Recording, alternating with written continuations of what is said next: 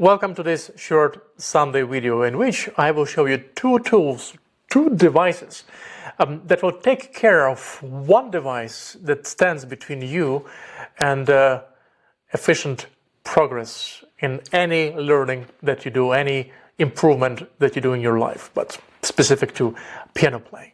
So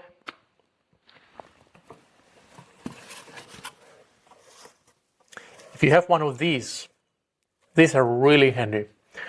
You take your phone, you put it in your box, pretend that your phone is a cat that likes to be in the box.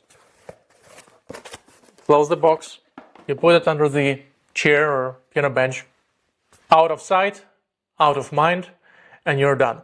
Now, if you are thinking, well, Alex, but I'm a student who relies on the practice room and I don't have a box to carry with me.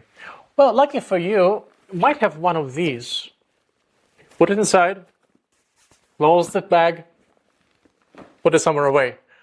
Out of sight, out of mind, and it's many steps, many action points between you and the device, between you and the distraction.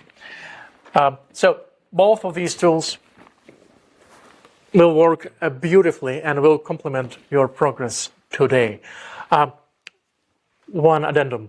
If you have the smartwatch, you're in trouble. If you have a smartwatch from the 80s, you're good. Seriously though,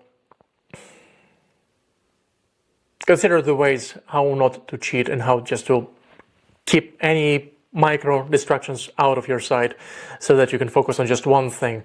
And as my camera fights with the focus, you will be, if you haven't experienced this before and you find yourself constantly shifting the tasks and having this need to reply to somebody or check the reels or whatnot, you will be surprised at how different it will feel for your brain just to stay offline, stay analog for extended periods of time.